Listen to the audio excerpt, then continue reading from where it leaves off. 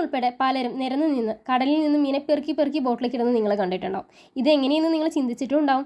സംഭവം എന്താണെന്നറിയോ? ഇതാണ് പോള ലൈൻ ഫിഷിങ്. ആഴക്കടലിൽ ചെന്ന് സ്കിപ്പ് ജാക്ക് ടൂണ, അതായത് നമ്മുടെ വരയൻ ചൂരയെ മാത്രം ടാർഗറ്റ് ചെയ്ത് പിടിക്കുന്ന മീൻപിടുത്ത രീതിയാണിത്. എങ്കിൽ പോലും യെല്ലോ ഫിൻ ടൂണ സാധാരണയായി പെടാറുണ്ട് കേട്ടോ.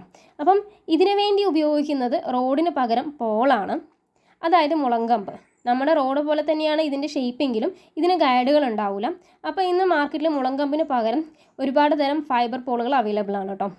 പിന്നെ ഇതിൻ്റെ അറ്റത്തായിട്ട് ലൈൻ കെട്ടുന്നുണ്ട്, അതായത് നമ്മുടെ ബ്രൈഡ് തന്നെയാണ് കെട്ടുന്നത്. പിന്നെ ഹുക്കും. ഇത്ര ആയാലും പോള ലൈൻ ഫിഷിങ്ങിനുള്ള ചൂണ്ട റെഡിയായി.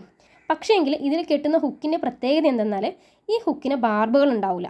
കാരണം എന്താണെന്ന് വെച്ചാൽ കുരുങ്ങുന്ന മീനുകൾ പെട്ടെന്ന് തന്നെ ബോട്ടിലോട്ട് റിലീസ് ചെയ്യിക്കാനുള്ള തന്ത്രമാണ് കേട്ടോ. കൂടാതെ കടലിലേക്ക് റിലീസാവുന്ന മീനുകൾക്ക് അധികം പരിക്കും സംഭവിക്കുന്നില്ല. ഈ ഹുക്കിൽ സബിക്കിയിലെ ഹുക്ക് കിട്ടുന്ന പോലെ വാലറ്റത്ത് പലതരം വർണ്ണനൂലുകളും കിട്ടാറുണ്ട് കേട്ടോ. അപ്പോൾ അതെന്തിനാണെന്ന് അടുത്ത വീഡിയോയിൽ കാണാം.